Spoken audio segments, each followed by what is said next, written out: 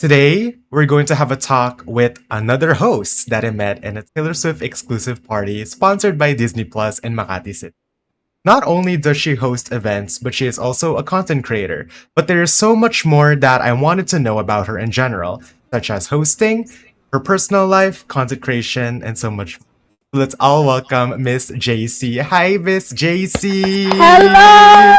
To Hi! all the viewers of WAM! Kamusta kayong lahat? Hello! Hi, ma'am. Ay, ma'am. Wow, Uy, ma'am! formal! Pwede ba? Ate na lang. Ate Ate na na lang. lang. Hi, Oo. ate. So, I'm super thankful you're here in Talk with Wavy for a guest. Actually, I had your name in my notes app for a while. Mm-mm.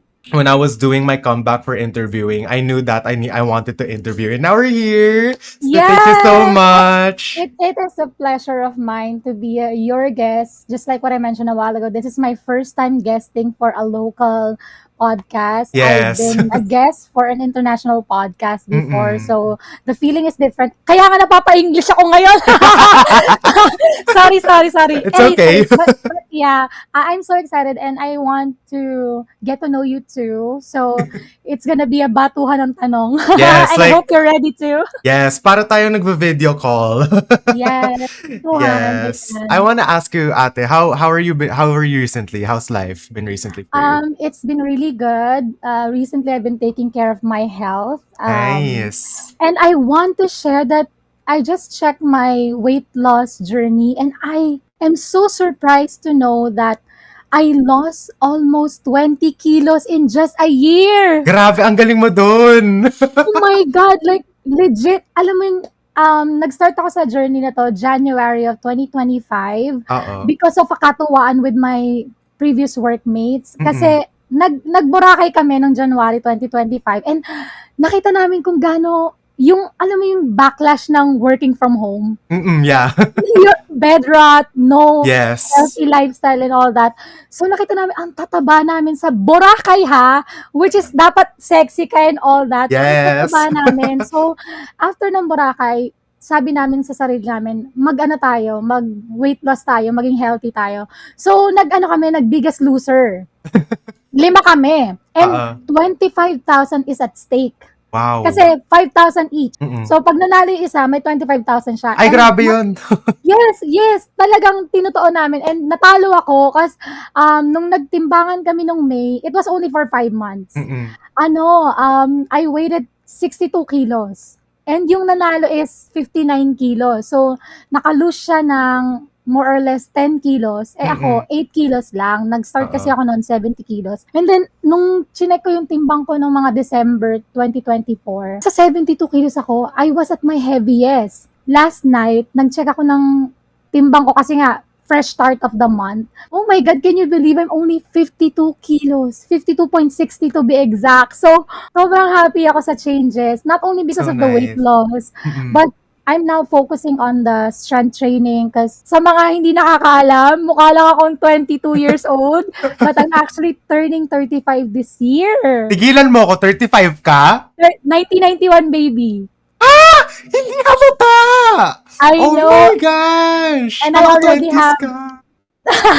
Thank you so much. Legit. That's the biggest compliment. Yeah, that's why I'm not scared to talk about my age. Kasi nga, some women are not comfortable talking about their age, but Mm-mm. I am not because whenever I say my age, they always get shocked. Like 35. Oo, te. Saan? Akala ko 20s ka lang legit nung una kitang nakilala. Oo, akala Actually, ko... medyo mabigat pa ako noon, nung December. Anong Medyo ba? mataba pa ako noon. Yes. Hindi ko napapansin. Yeah, kasi nga first meeting natin. Siguro kung nakita mo ko sa ibang mall show, maalaman mo na, oh my God, she lost weight.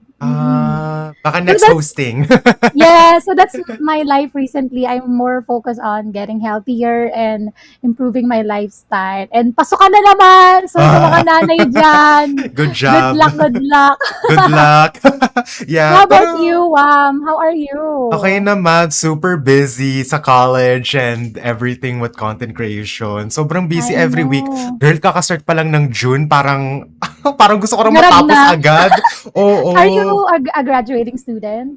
First year pa lang ako, girl. Third Bata ka year. pa. Yeah, I'm 20 years old this coming June. You know, that took me by surprise as well. Not because you look older, but because napanood ko yung ibang mga clips and Yeah. slices mo ng reels. Mm-mm. And you so much wisdom on your podcast. Thank you.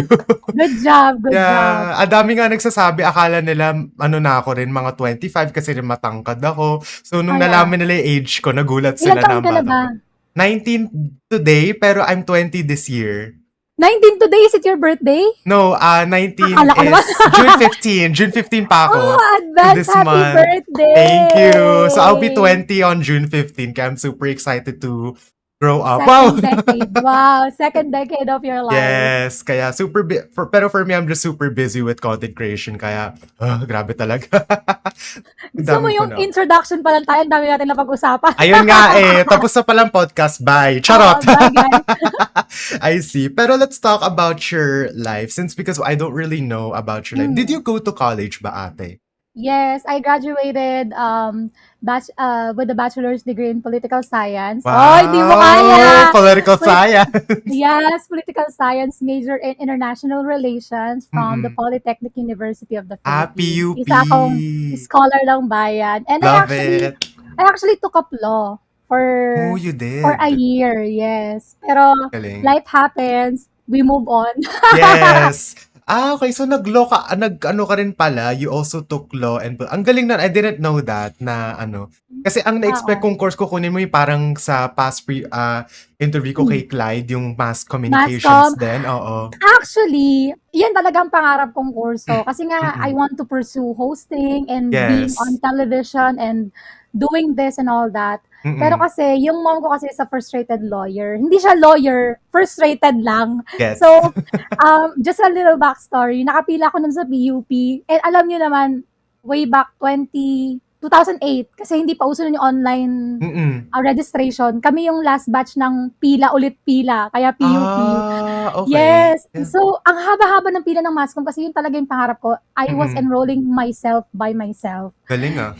Yes. So, nung tinawagan ng nanay ko, kamusta pila dyan, ganyan-ganyan. Sabi ko, ang haba ng pila dito sa Mascom. Sabi niya, wait, Mascom? Bakit Mascom? Hindi yan magandang pre-law. Tapos, pinaalis niya ako sa napakahabang pila at sabi Oh niya, my kung God. pila ka sa political science, alam mo, pangatlo lang ako sa pagkahaba-haba ng pila ng Mascom. Pangatlo lang ako sa registration ng Pol-Sci. So, that's the story of how from Mascom is nag-Pol-Sci. And no Galing. regrets, pero Yes. that's life. Oo, ganun talaga. Kaya Yes. you'll adapt some of your courses in your life or some not since ganun tao. But I want to Oo. ask, what's your current life in your workplace right now? Before you became a freelancer and a content creator, did you had a previous job before that? Actually, it's my 10 years of doing freelancing. Work from home na ako even before pandemic. So, I started 2016 working from home as an ESL tutor. Wow, tutor. Yes, for Koreans and Japanese Ay, ang students. galing! I Okay. know. So, I've done that for like 3 or 4 years. Pero prior to that, actually, wala akong nagawa sa buhay ko na connected sa course ko. Ano lang, OJT. Tapos, work OJT. na. Because, alam mo, pag you're on yung survival mode, hindi ka naman pwedeng mamili ng trabaho eh. Oo. So ayun, I have to adapt. So yun, ang trabaho noon na madaling pasukan and okay sa akin at okay sa course ko, maluwag ang schedule is yun nga ESL. So I worked there for 4 to 5 years and then napunta na ako sa freelancing and then I was doing customer service, then naging tier 2, and then sa sales, kung ano-ano nang pinasok ko sa online world. I also do Galing. online selling. I have an online business and then I also do hosting. So, pag talagang single parent ka, I'm actually a single mom. Yes. So, lahat talaga ng pwedeng pasukin ay papasukin mo. Oo. Pero ang galing na that was, 10 years ka na palang freelancer. Akala ko you went to Yes. different workplaces other than working from home. Pero ang galing no. I really like Hindi. that stuff. Pero kasi if you come to think of it, looking back, parang hindi ko rin kaya makipagsapalaran sa commute world dito sa Oo. Pilipinas. Parang Grabe nga, oo. kaya Diyos ko po. sobrang blessed ko na since 2016 sa bahay na lang ako nagtatrabaho, and napaka-rare ng occasion na naka-experience ako ng burnout. Kasi yun ang problema ng mga most people na working from home, nababurnout sila. Yeah. Siguro, it's just mindset eh. If you look on the bright side, imagine mo yung haba ng pila sa MRT. Nung nagtatrabaho pa pala ako sa Ortigas as an Oo. ESL tutor, Yeah. grabe ang commute. Ang Grabe haba nga. ng pila sa MRT Quezon Avenue. Grabe nga. Ang taas-taas ng hagdanan. Totoo. Tapos doon pa lang pagod ka na. So, Oo. ngayon, Kaya, maglalagin ako 3 minutes before my shift. diba, Or gigising ka lang ng Oo. 6:30, tas okay, dito lang ako, hi. Ang Yes, true. So, to galing. answer your question, parang wala akong naging trabaho na related sa course ko after my OJT. Nagtrabaho pala ako sa Jollibee! We! Yes, for a month. For a month lang kasi hindi ko kinaya, yes, customer service. Naging cashier ako sa PUP Jollibee. Galing Pero no. ang daming nangyari. Hindi ko talaga kaya yung ganong kagrabing work Workload. environment and workload. Kaya yun. Ang Yes. galing nun. Ang dami mo palang no work. Pero where you are right now is your own happiness. And it's work from home. It's so nice. Yes. I love that. Yes. I get to take care of my daughter while working at home at the comfort of my Yeah, home. maganda rin yan. I really like it. I really like that story. Pero speaking about your life, because you're you're an open book, you did mention to me. Mhm. And Yes. and in Instagram, you post about your life a lot, which is nice to see. Yes. I want to ask you, is there something else na hindi pa ba namin nakita behind the scenes na like, hindi namin napapansin, ganun? Siguro, although I post a lot on Instagram or on my social media, because I try to be as transparent as possible, because Yeah. I feel like you also have an idea that some people live a curated life. Yes, totoo. Especially influencers or content creators. They only Mhm. want to post what they want you to see. Yes. And part of me is also like that. Hindi ako magmamalinis. Kasi may mga part tayo ng buhay natin na hindi natin gustong Dapat i-share. sinishare. Oo. Yes. Siguro if there's one thing about me is what you see is what you get. Kung ano ko sa personal, ganun din yung pinoportray ko sa social media ko. Pero if there's something about me that I don't post online, Oo. that I'm willing to share on this podcast is that, Yeah. okay, medyo deep na to Love it! Let's go! I come from a broken family. I think some people know that. I never met my dad since I was a kid. And my mom passed away in 2020. So, isa na akong ulirang matanda kasi hindi na bata. Yes, Yes. and then I'm not in good terms with my siblings since my mom passed away. You're So, like alone talaga. yes, it's just me and my daughter. And we are navigating this life just by ourselves. So that's one thing siguro na I can share about me that I don't post a lot on social media. Ate ko, okay na to na yun. Ika-cut out ko na to sa podcast. Pero Hindi, sige, what okay lang. about your husband?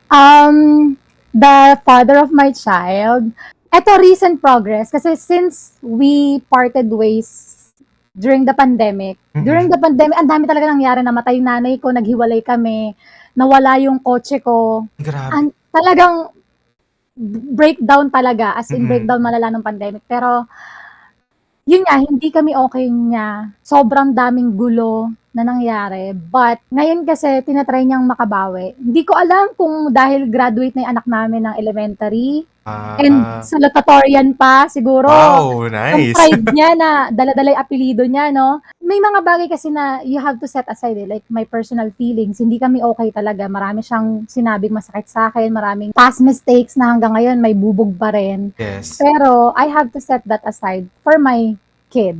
Yes. Ayokong dumating yung panahon na lumaki yung anak namin and then i-blame ako na kasi hindi mo binigyan ng pagkakataon yung tatay ko na to patch things up with me. Yeah. So, I'm very happy ngayon sa stage ng buhay namin bilang co-parent Mm-mm. na he is initiating na. Kasi dati wala talaga initiative. Walang sustento, walang suporta, walang anything. So, ngayon natutuwa naman ako na siya yung bumili ng school supplies ng anak namin. That's nice. Tapos, parang 2 nights ago, nag-drive siya from QC to Pampanga just to give my daughter's cravings, which is bulldog and donut. So, Love it.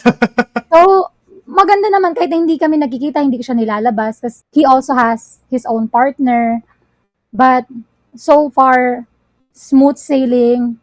Sana ganito maging hanggang in the future kasi mas masarap mabuhay ng may peace kaysa puro galit Yes. sa puso eh. Kasi Tama. for the past 5 years, puro galit na lang yung nararamdaman ko eh. So, Mm-mm.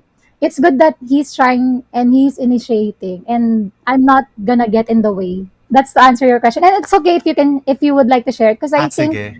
there are so many single moms who can relate to this story. Sige. Kasi like, I didn't really wanna like ask it abruptly kasi it's a really personal question. Pero sige, I'm happy to True. keep it on the podcast naman. Thank you na Okay. natin. Yes. Alright. So we spoke about a lot about your life, personal life, and I'm really glad to know what's been going on, and I'm really happy on where you're finding your happiness. Now, let's go ahead and talk about your life as a content creator. So you did Okay. mention that you're, ilang years ka naman content creation? 10 years? Actually, siguro nag-start ako as blogger, like blog. Blog like articles. Blogspot, yes, Blogspot. Articles. Since 2011 pa. So, Wow! 15 years. Tagal na nun ah! Ang tagal na. I know. So, naging stagnant ang aking That's so ang aking content nice. creation life. Tapos, nag-transfer to Tumblr. Tumblr? Oh my God! Yes! Super tanda ko na. Lookbook, kung inabutan mo yung lookbook. Lookbook like, hindi. Fashion. It's the Instagram of fashion. Ay, Parang hindi. ganun Di siya. ko Sa naabutan mga yun. nakaka-relate dyan, comment down below. Lookbook. Yes. Ayun. And then, nag-boom talaga ako sa TikTok. Oo. Kasi napapansin ko sa TikTok talagang madali magka-record. Pero since you did become a content creator for a long time now, I wanna ask, what made you have an interest on wanting to be... Because napakadaldal kong tao. Actually, tama yan. Diba? Yes. Hindi, tsaka I have so much to share. Oo. But the thing about me and content creation, yung content creation kasi, you have to follow certain metrics. Like, yung time ng pagpo-post, kailangan gantong Tama. oras mo siya i-post or Oo. dapat may niche ka. Then I realized na kaya pala stagnant yung content creation career ko is because I only wanna post when I want to post. Hindi ako pressured by the idea of getting there. Oo, gets kita. Yes, so yun lang talaga. Kung mag-boom, edi good. That's because I shared something that I think is important to me and I think some people can relate to. Oo. So, yun. So it's like you're doing it out of passion. Parang ganun. Kasi parang there's other people in content creation where tulad ako, I do it for passion. Like, I don't really matter the views. Gusto ko lang i-share yung nagawa ko. Some I love people do it for fame. Like, gusto nila magkapera dito. Pero for you, ano ba yung, like, what are you getting from it? Parang ganun. Siguro nga passion. Passion. Parang alam mo yun, minsan may, diba, may mga brand deals. Like, invite ka, collaboration, babayaran ka. Oo. Pero, may mga point na, may nakainan ako na maliit na karinderya na gusto kong tulungan na maraming makadiscover sa kanya. So, I also post about it even without recognition, even without anything in return. So, I think it's really passion. Yeah, tama. Kasi mag-burnout ka eh. Pag masyado kang nag-isip about fame, money, and all that. Yes. Kasi parang, actually, share ko lang din, naabutan ko rin sa punto ko yan sa life ko as a content creator na I care about so much the view and the comments and more. We've all been there. Yeah, yung algorithm thing. Naalala ko naging problema ko yun dati nung 2021. Tapos parang ngayon wala na akong pakialam kasi parang, alam mo yun, like, I feel like I'm working pero I'm just doing this for the love for me. Kaya parang sabi ko, hindi ko na kailangan i-pressure sarili ko. Gusto ko naman ginagawa ko, huwag ko na i-pressure. It's like a passionate hobby of mine. Kaya gets ko yung sinasabi mo. Yes. Huwag tayo ma-pressure.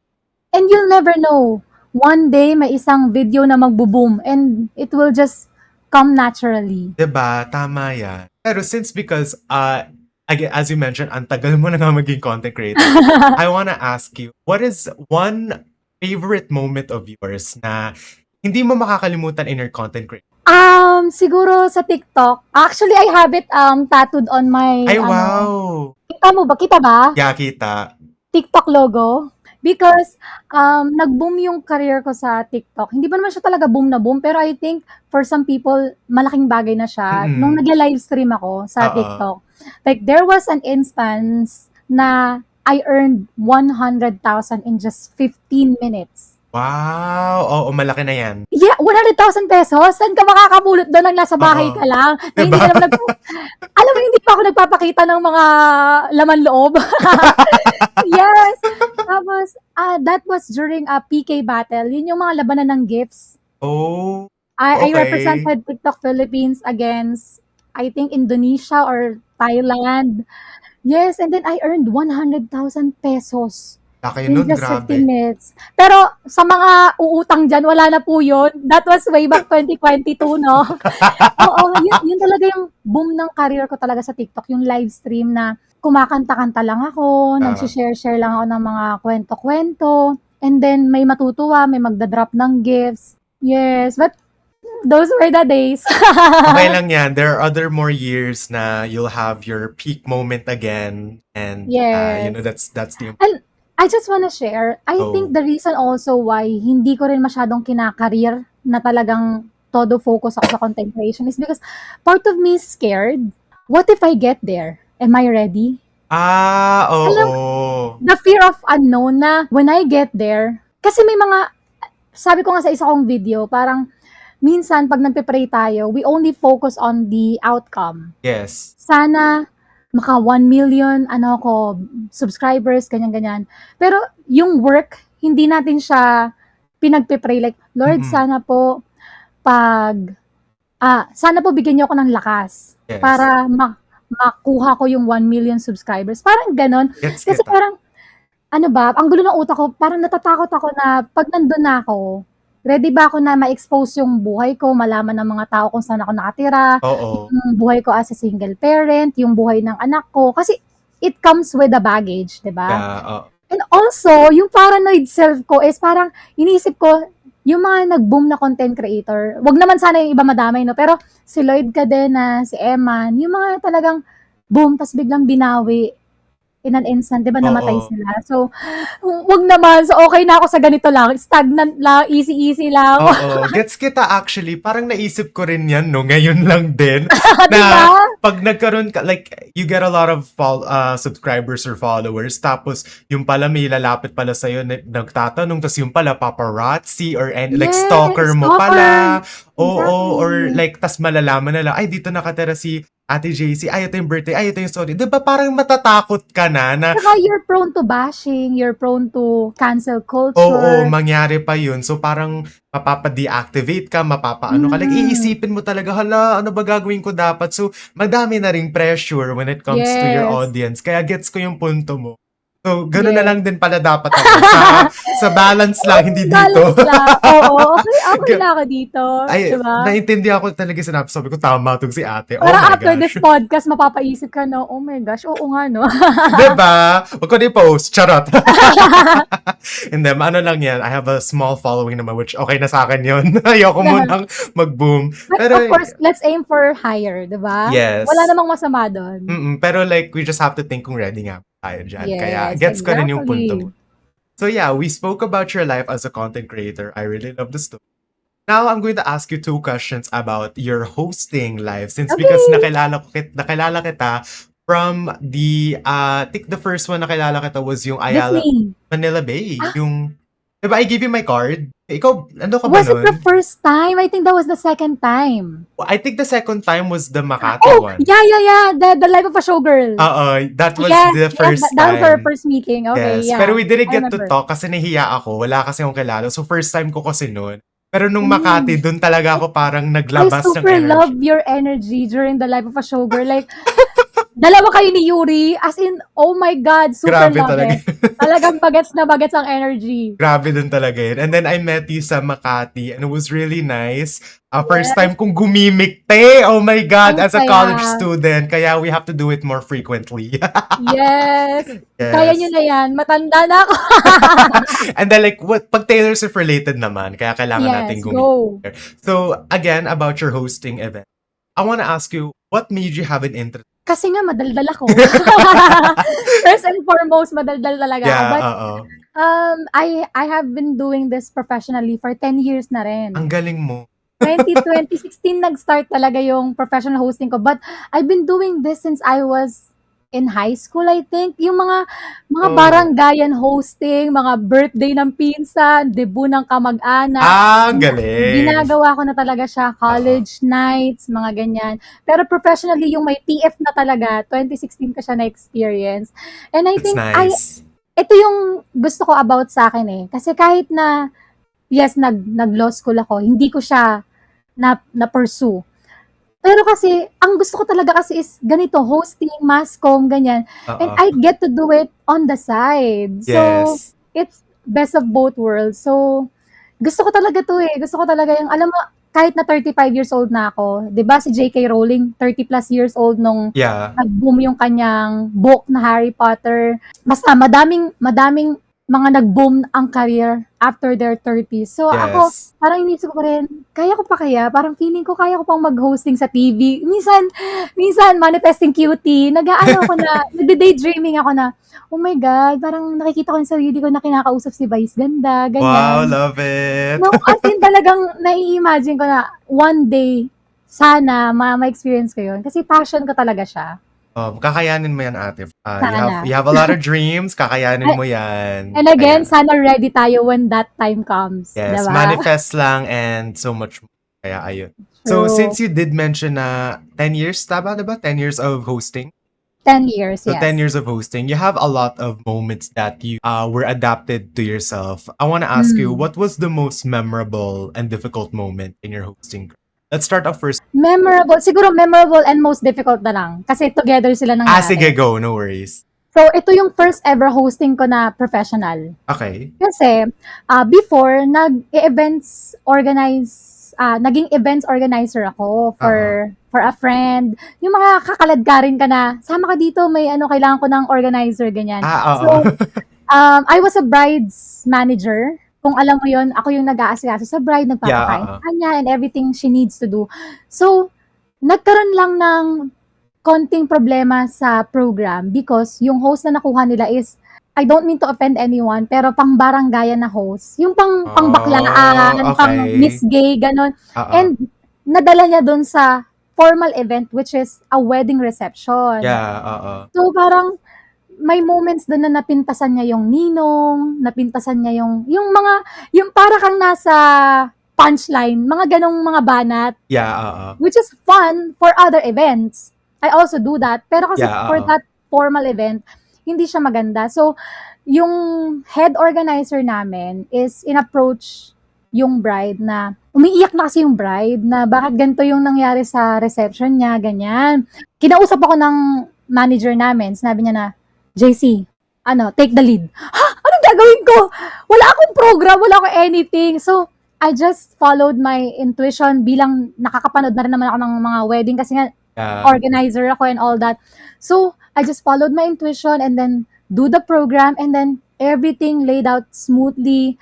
And the bride really held my hand and said, thank you so much, you saved my day. And binigyan niya ako ng tip kasi nga ako yung nag-host. So, naka-uniform ako na pang-organizer and then I did the hosting. So, galing. The rest, as they say, is history. After no, nanganak yung hosting ko, nare-refer na, and meron ng TF. So, I think that's the most memorable one. And, ano nga isang tanong mo, most memorable and difficult mahirap?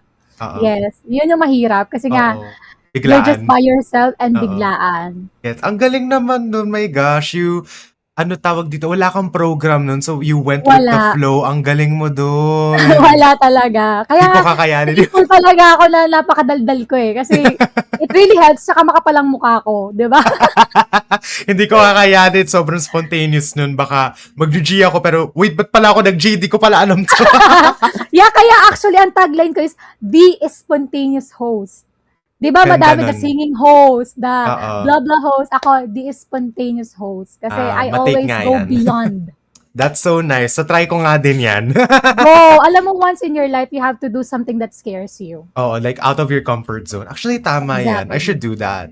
I should do Yes, and you're still young. Maybe in Mm-mm. your 20s, you get to do. Marami ka pang marami ka pang May oras experience. para Oo. ma-experience and parang to improve. Kung halimbawa nagkamali ka, then you still have a lot of chances Yes, sobrang to make tama. it right. Oo, sobrang tama niyan. I love it. Advice session na pala to. Charot. Yes.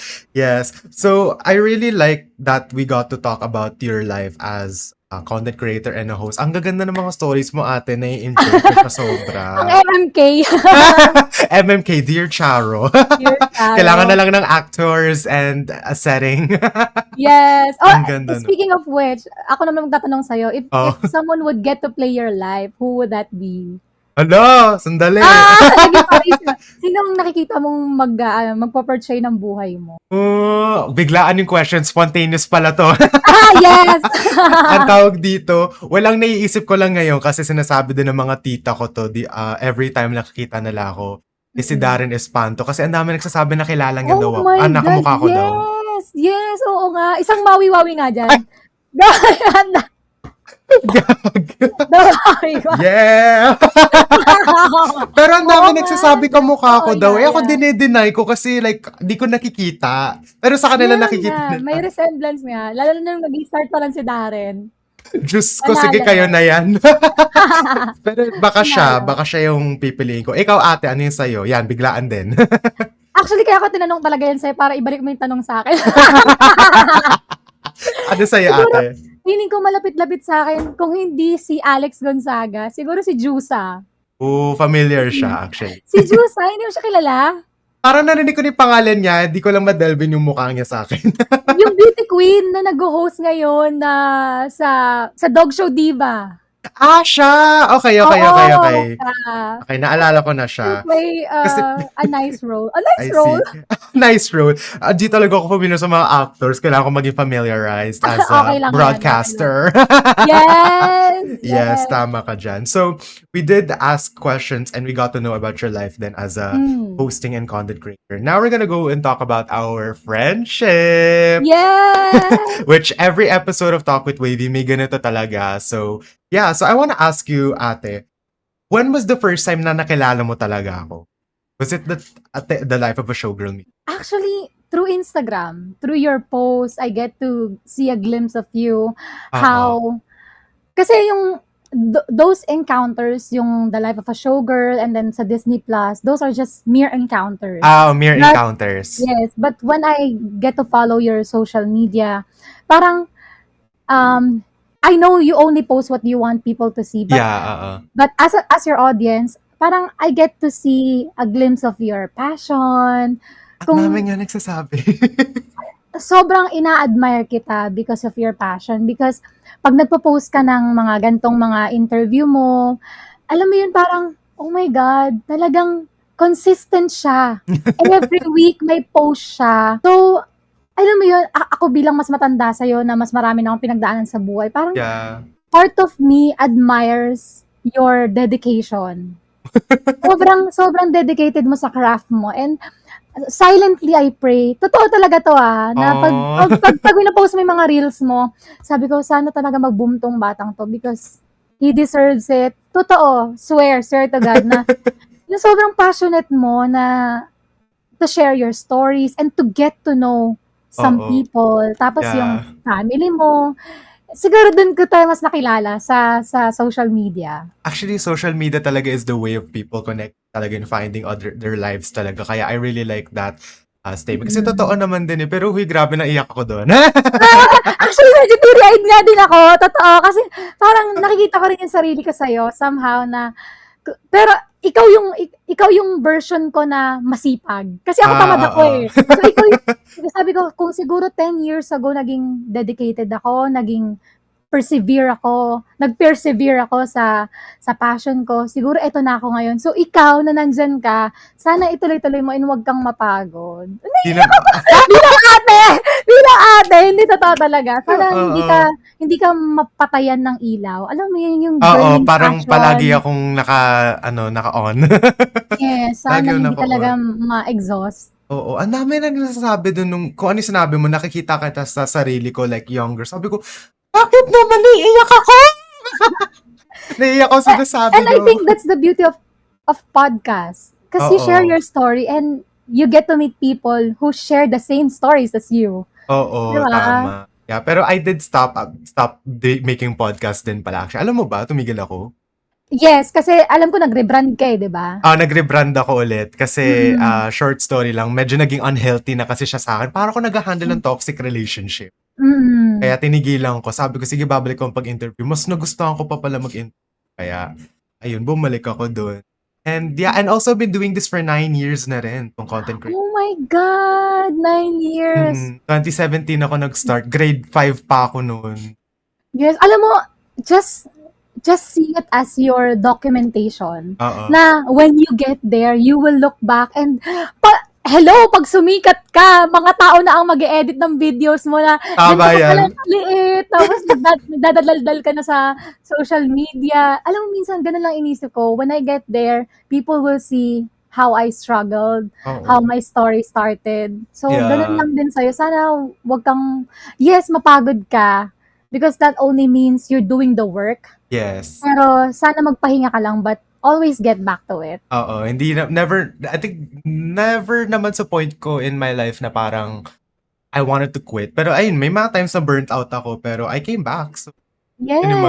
maganda. Come back stronger than the 90s trend, sabi nga ni Taylor. Tama. Yes, Diba? the Evermore. Yes, and the cardigan. Yes, folklore Evermore, napansin ko lang pala.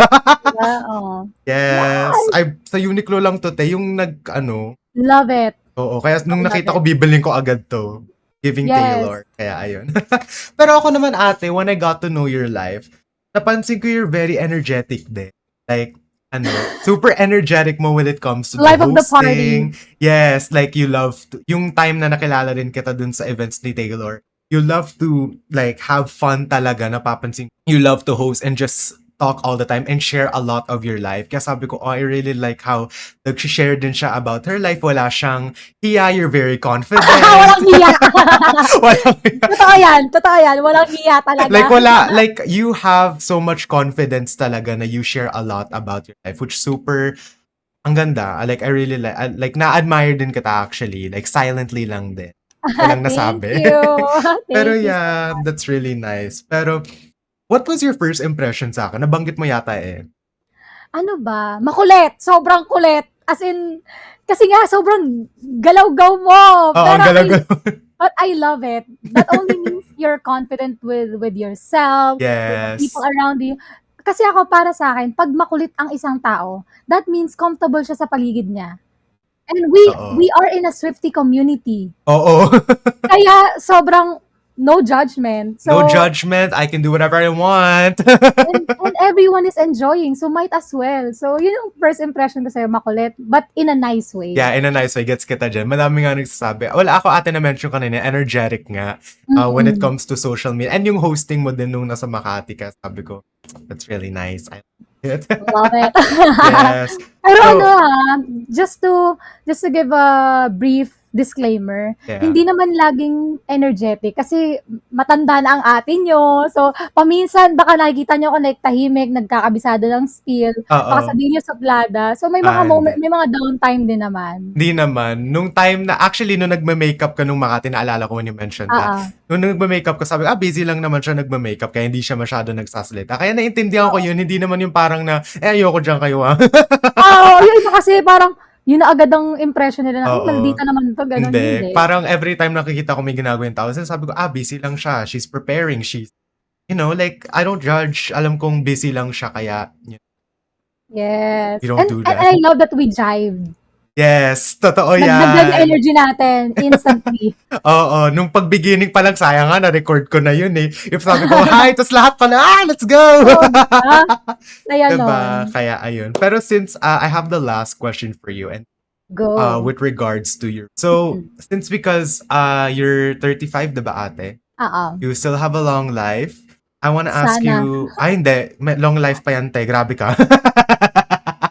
I wanna Yan. ask you, where do you see yourself in 5 years realistic? 5 years? Oh. Siguro in 5 years, I get to enjoy life at its hopefulest kasi in 3 years, matatapos ko ng hulugan yung bahay ko, which is a big, Nice. yes, sobrang, ang bigat niya. So, sa mga gustong kumuha ng bahay, pag-isipan niyo mabuti kasi it's gonna be a long Progress. journey. Yeah. So, kinuha ko sa bahay na to 2019. So, 10 years ko lang siya, ang lakas ng loob ko, di ba? 10 years ko lang siya kinuha, hindi 30 years. Oo. Yung iba kasi nagpapag-ibig, di ba? 30 years. So, Oo. in 3 years, matatapos ko na siya. So, may 2 years ako to enjoy my salary. Alam mo yun? Feeling ko, Yeah. kaya ko nang mag-Japan, kaya ko na mag-Paris, kasi Yes. yung malaking portion ng salary ko na napupunta sa bahay ko is masasave ko na for myself. And Galing. in 5 years, oh my God! In 5 years, I will have a debutant. My Debutant? daughter, Ay, yeah, my oo! daughter is turning 18 years old in 5 years. Oh my And I'll be God! 40 by then. So, talagang life begins at 40. I think, siguro by then, sana may partner na ako na makakatulong sa Yes. navigating life. Mm-mm. I am so excited for my future, That's so... really. Yeah, Oh, so I'm so happy. that's how I see myself in 5 years. I'm so happy. I hope your future goes well and your plans go well. Ang dami I mong hope plans, I so could say, too. kaya... Yes, thank you Pero, so much. yes, pero to be honest, ate, getting to know your life talaga as your past, your life now, as your hosting, content creator, our friendship. I'm so happy we got to talk about your life kasi sobrang ganda ng stories mo. And That's just the tip of the iceberg. pero you will share more in the future if we ever do an Yes. interview like 2 to 3 years later. Yes. Yeah, kaya super thankful ako that you're my new guest and you got to share your life. I'm so happy. Thank you so much, ate. Me too. Thank you so much. Ang saya pala ng ganito. Like, Oo. parang nagkaroon ako ng idea. Parang, alam mo, just a quick story, no? Matagal ko lang gustong magganito with my daughter. Kasi yung daughter ko full of wisdom at her age. Yeah. So, meron kaming parang listahan ng mga topic, title ng podcast, pero hindi ko lang talaga masimulan. Pero with this, parang nagkakaroon ako ng idea na, uy, masaya nga siya. So, Masaya siya, sana in the future magawa ko na yung ganito. Kakayanin mo yan. If you need help on setup, let me know. Pwede ka Yes. tulungan dyan. Thank you so much in advance. Yeah. Thank you rin, ate. Pero yeah, if you Thank guys you. wanna check out Ate JC's social media, I'll put them in the description below. You guys can check him out. Check her out Simply more. JC. Yes, I'll put all of your social medias, kaya you guys Thank have to you so check her much. out. But yeah, thank you all for watching this episode of Talk with Wavy. If you guys enjoyed, let me know by giving the video a like, comment, subscribe, and turn on notifications so you guys miss any videos of me. And make sure to follow Talk with Wavy on Instagram to check out new previews. No scheduled ang podcast episodes here, kundi boom lang talaga, maggulat lang kayo na, oh, I collaborated with this. Diba? Kaya, ayun. So yeah, make sure to follow that. And yeah, that's all. This is Ate JC. This is me. Hi, Mwam. Bye, everyone. Bye.